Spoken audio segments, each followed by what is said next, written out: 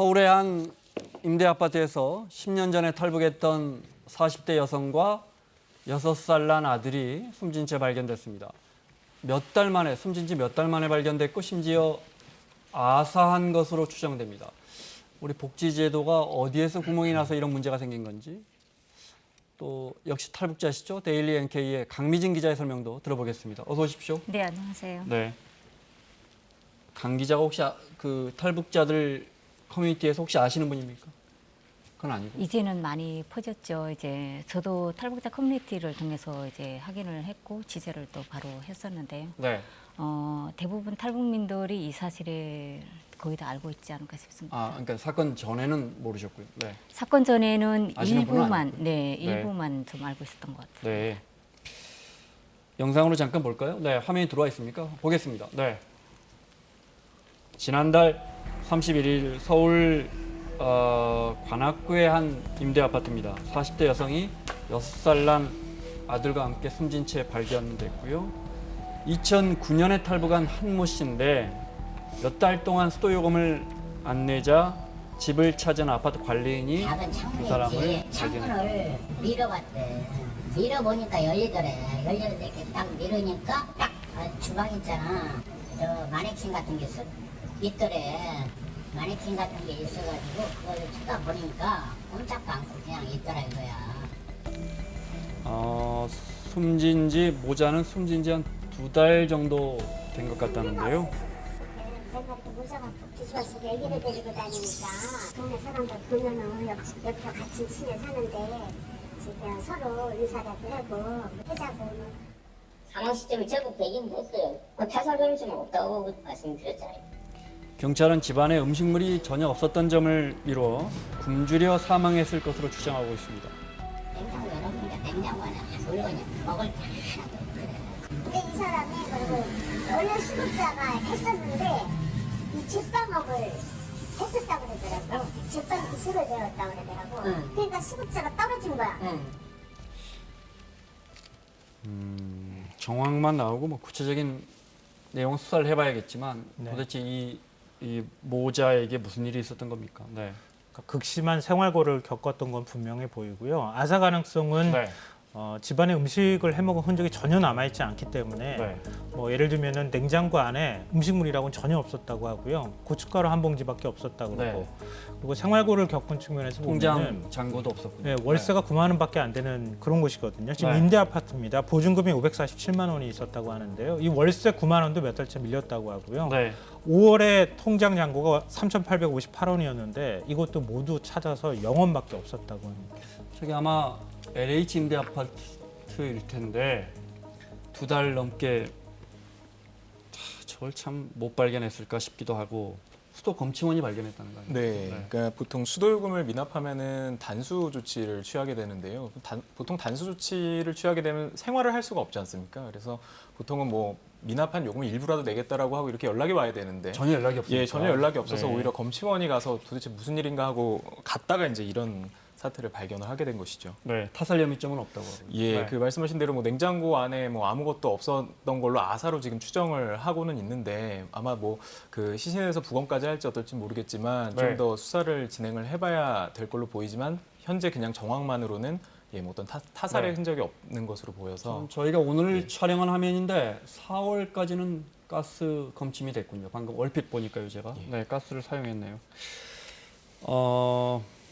숨진 여성이 2009년에 10년 됐잖아요. 탈북한 지, 그렇죠. 그죠? 네. 그럼 지금부터 이제 제가 강 기자께 여쭤볼 건 일단 하나원에서 얼마 있죠? 탈북하면? 보통 12주를 한원에 있습니다. 아, 석 달밖에 안 있습니까? 네, 석 달 정도 있고 아, 이제 예. 사회에 나오죠. 서너 달 있다가 나오면 어떤 지원이 있습니까? 일단 사회에 나오게 되면 바로 그날로 네. 이제 강공소랑 이제 연결이 됩니다.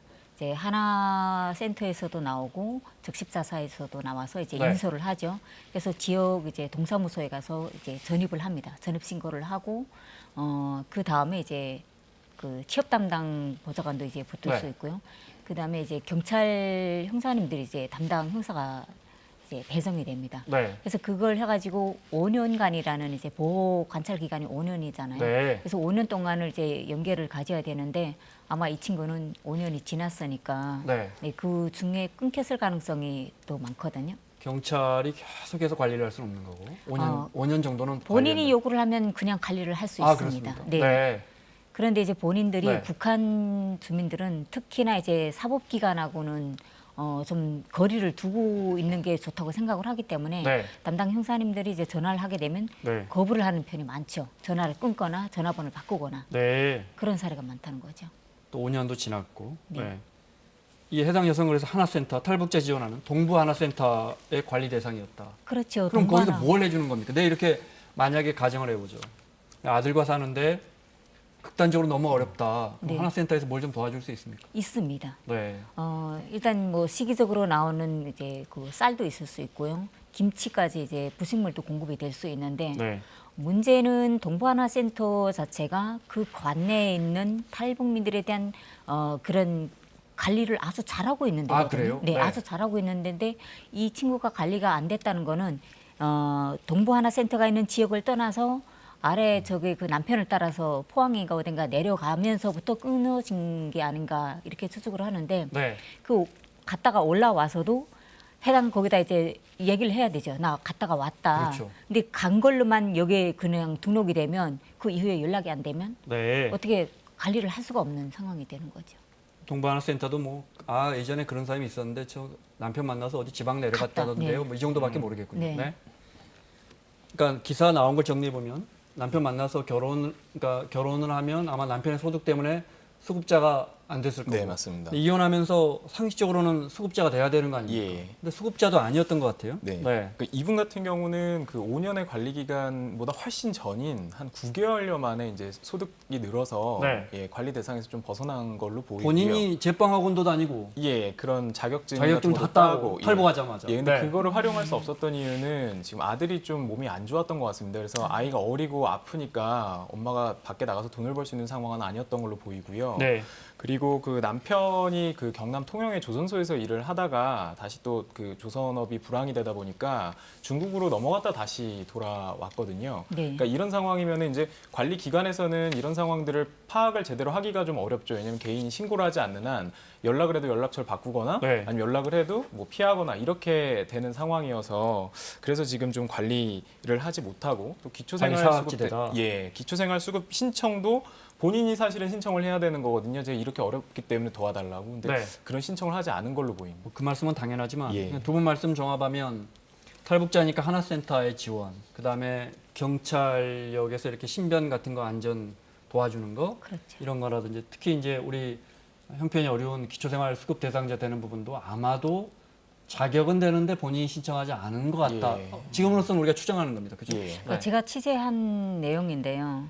일단은 이 친구가 기초생활 수급을 남편이 수익으로 인해서 이제 탈퇴를 했잖아요. 네. 그렇게 하고 이제 뭐 남편하고 포항에 내려갔다가 거기서 생활이 어려우니까 이제 직업도 끊기고 중국으로 갔잖아요. 네. 그렇게 하면 거기에 중국에 가서 이 친구가 살 수가 없어요.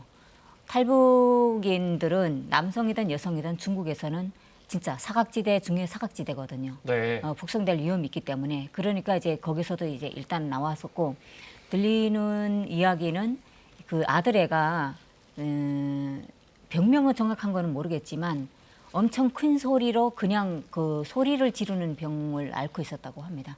그러니까 그것 때문에 중국에서도 살 수 없는 상황이고 뭐 여러 가지 상황으로 이제 오다 네. 보니까 이런 모든 조건이 다 끊겨진데 이 친구로서는 기초생활 수급이 끊겼지만 외부하고 단절을 많이 하다 보니까 그런 제도적인 절차 자체를 몰랐지 않았을까 싶습니다. 네.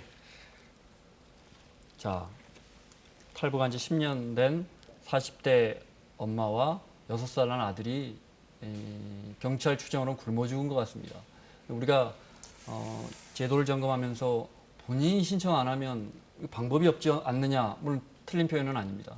하지만 이걸로 치부해 버릴 수만은 없거든요. 그렇죠. 네. 네. 예컨대 정말 촘촘히 저희가 뭐 송파 세모녀 사건 이후에 정말 촘촘히 한다고 했거든요. 심지어 그때도 이런 이야기가 나왔습니다. 신청 안 해도 계속 사회복지사가 관리하고 그렇죠. 네. 예를 들어 자녀가 있으면 아동수당이라도 받았을 거 아니에요. 네, 한 뭐 이런저런 생각이 많이 납니다.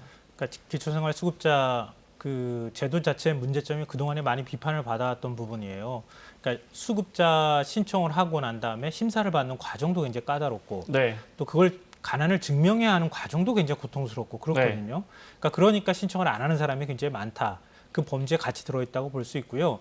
기초생활수급자로 지정이 되면 사실은 전기나 수도도 끊지를 못하는데 지금 그것도 뭐 혜택을 전혀 못 받았다는 얘기가 되고 그러니까 빠진 것으로 굳이 얘기를 하자면 아동수당하고 육아수당밖에 없는데 아이가 5살이 넘어가니까 아동수당도 못 받고 아, 그렇군요. 육아수당 10만 원 가지고 생활했다는 얘기가 되는 거거든요. 네.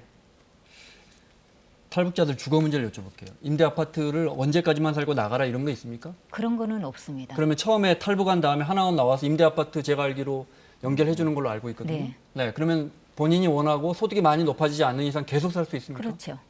그러니까 일단은 정부에서 네. 탈북민들한테 최저 생계비랑 주거 환경을 마련해 주거든요. 네. 그래서 처음엔 그렇죠. 그렇죠. 네. 근데 그게 일정 소득이 올라가게 되는데 탈북민들이 그 일정 소득까지 올라가기가 꽤 어렵습니다. 그렇기 때문에 대부분 임대 아파트에서 사는 탈북민들이 거의 한 70~80%는 임대 아파트에서 그냥 살거든요. 네. 탈북한 지 오래돼도 그렇죠. 소득이 일정 기준 이상 못 올라가니까. 네.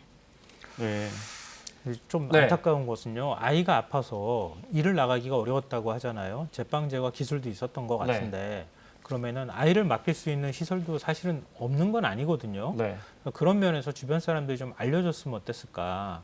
그러니까 이웃하고 조금만 소통이 있었으면 또 동사무소하고 조금만 상의를 했었으면 이렇게까지 극단적인 상황으로 내몰리지는 않았을 텐데 네. 그런 것들 거의 하지 않았고 또 실태 파악도 안 됐다고 하는 점이 너무 안타깝습니다. 말씀하신 것처럼 제도의 그 구멍으로 비껴가 버렸고요. 특히 본인이 만약에 신청을 안 했다면, 네.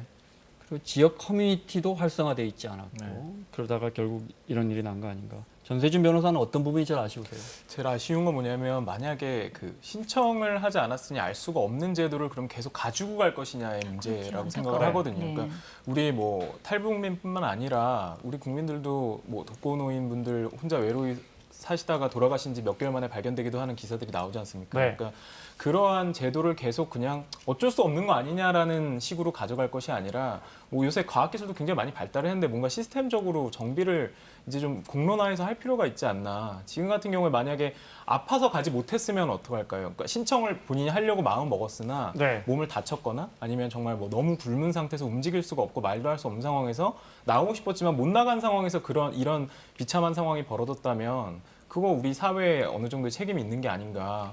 네, 저도 그렇게 생각을 합니다. 네. 이제 탈북민들 사회에서도 지금 이렇게 말이 나오는 게 그거거든요. 일단 탈북민을 대상으로 한 하나센터, 그다음에 뭐 남북하나재단 이런 기관들은 뭐 하고 있는 거냐.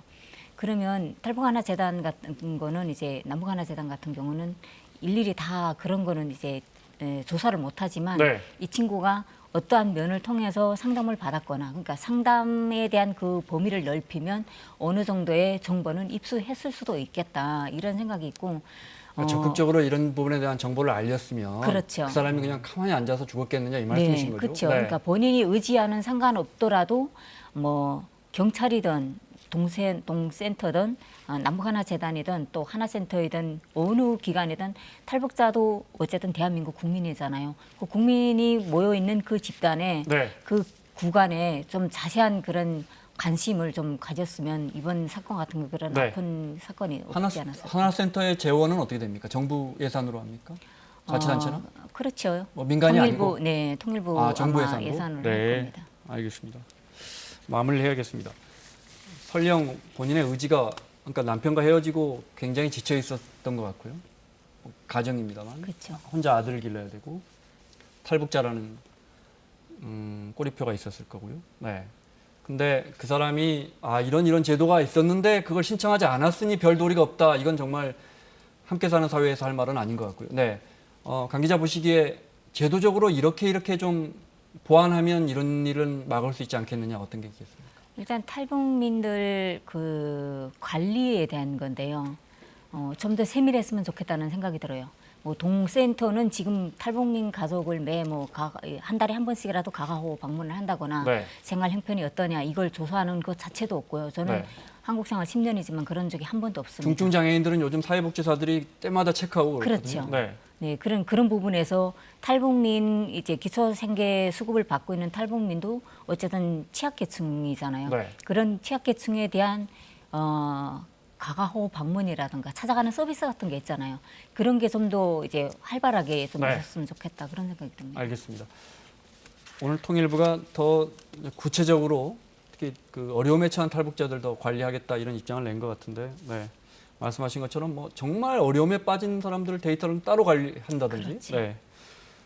대안 마련이 있어야겠습니다. 자, 마무리하겠습니다. 강미진 기자 그리고 김성환 평론가, 전세준 변호사 수고하셨고요. 사사건건 내일 김영우, 표창원 의원과 함께 돌아오겠습니다. 고맙습니다.